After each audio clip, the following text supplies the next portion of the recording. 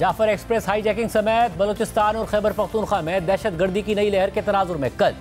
दिन 11 बजे पार्लियामेंट की कौमी सलामती कमेटी का इजलास होने जा रहा है, जिसमें पार्लियामेंट में मौजूद तमाम जमातों के पार्लिमानी लीडर्स और उनके नामजद करदा नुमाइंदों को बुलाया गया है। इसके अलावा काबीना के मुतालिका अरकान भी इजलास में शरीक होंगे। कौमी असम्बली हॉल में होने वाले इन कैमरा इजलास में अस्करी क़यादत सियासी क़यादत को मुल्क की मौजूदा सिक्योरिटी सूरत हाल पर ब्रीफिंग देगी, मगर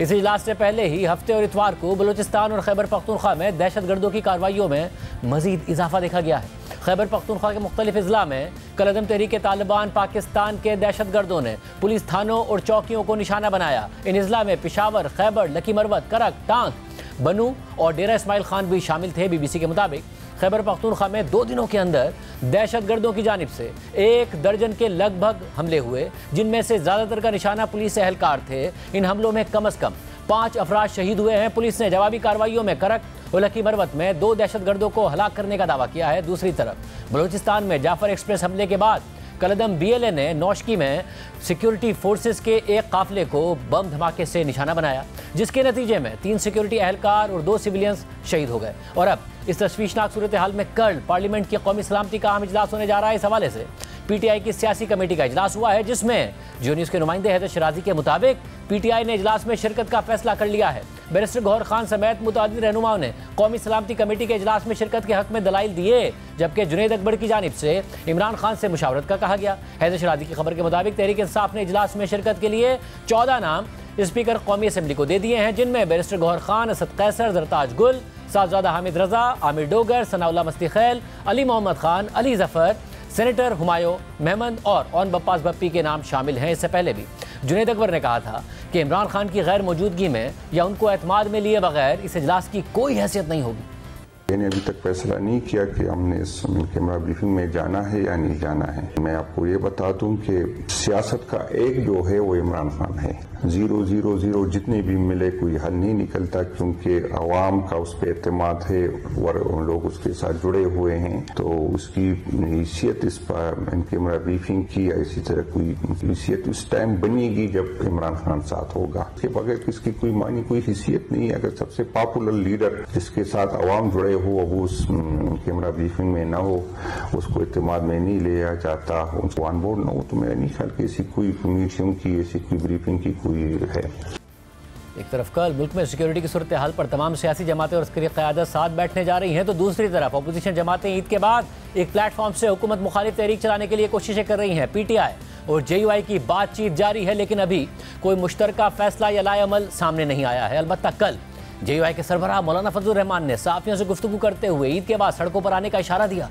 हम इस हुकूमत को अवाम के नुमाइंदा नहीं कहते, न सूबों में और न विफाक में। पंजाब ठंडा पड़ा हुआ है, मेरी सरजमीन पे आग लगी हुई है, उनको परवाह नहीं है। पार्लियामेंट बैठी हुई है, इतनी बड़ी पार्लियामेंट, छोटी छोटी बातों में हंगामा हो रहा है। कोई बलूचिस्तान की बात नहीं कर रहा, कोई KP की बात नहीं कर रहा, कोई इन वाक़यात की बात नहीं कर रहा। तो इसका माना यह है कि पंजाब और सिंध ने 2 सूबों को अपने हाल में छोड़ दिया है ना। पार्लियामेंट की अक्सरियत तो उनके पास है। सख्त नाराजगी है और इन नाराजगी के साथ हम ऐसे लोगों के साथ नहीं चल सकेंगे।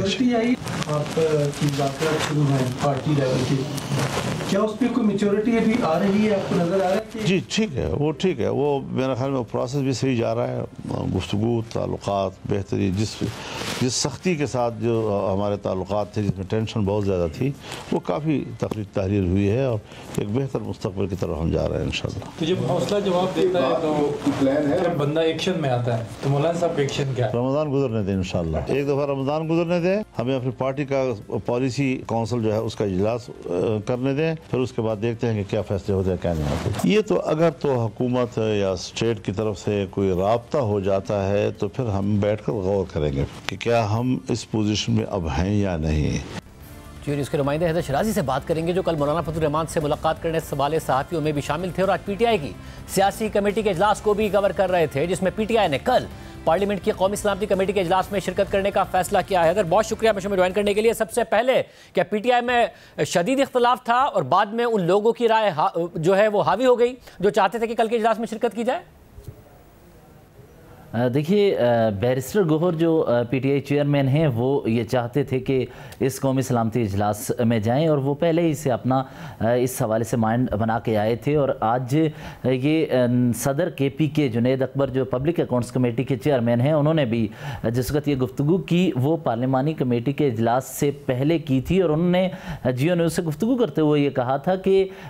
ہم چاہتے ہیں کہ بانی پی ٹی آئی سے مشاورت ہونی ہو اور اس کے بعد ہی ہم قومی سلامتی کمیٹی اجلاس میں جائیں۔ وہ یہ سمجھتے ہیں کہ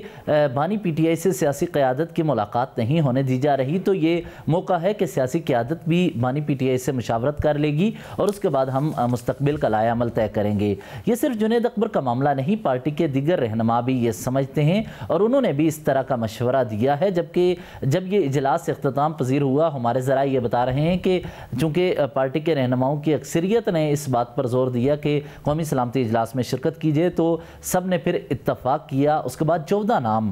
دیے گئے جو کہ یہاں اسپیکر کو دیے گئے، اور ان میں 2 ایسے ممبران اسمبلی کو بھی شامل کیا گیا جن کا تعلق متاثرہ علاقوں سے ہے۔ تو اب پی ٹی آئی نے قومی سلامتی اجلاس میں شرکت کا فیصلہ کیا ہے، اور اب سیاسی کمیٹی کا جو اجلاس ہے وہ بھی اس حوالے سے اتفاق کرتے ہوئے اس نے بھی فیصلہ کیا ہے۔ تو اگر آگے بات کی اتفاق کرے گا، اور اس حوالے سے بیرسٹر گوہر کی جانب سے بتایا ہے کہ ہم کل جا رہے ہیں اور اپنا لائحہ عمل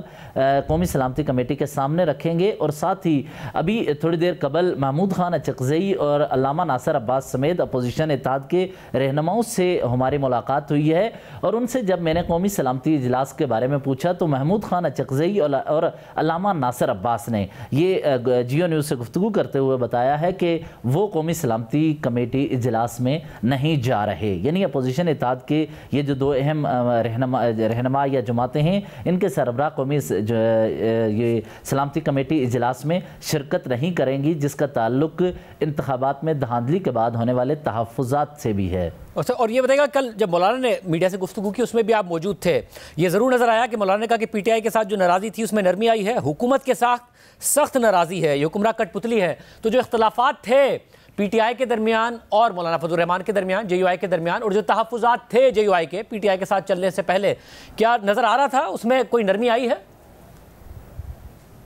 اس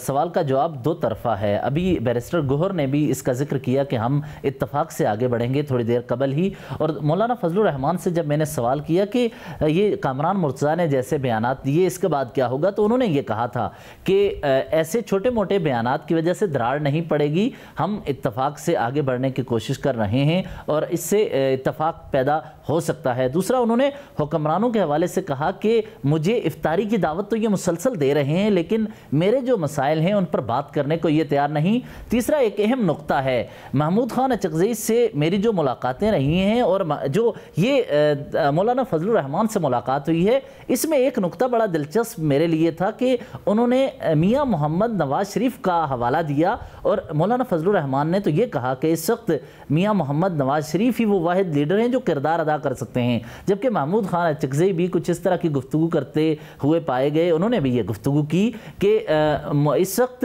میاں محمد نواز شریف کو چاہیے کہ وہ ایک قدم آگے بڑھیں، اور اس حوالے سے میرے جو ویل انفارم سورس یہ بتا رہے ہیں کہ میاں محمد نواز شریف نے بڑے عرصے کے بعد گزشتہ ہفتے ڈرائیونگ سیٹ ایک طرح سے یوں کہہ لیں سنبھالی ہے یا ایک قدم آگے بڑھانے کا قومی سطح پر فیصلہ کیا ہے۔ تو آنے والے دنوں میں میاں محمد نواز شریف کا بھی کردار آپ کو ملک کی سیاست میں بہت اہم نظر آئے گا۔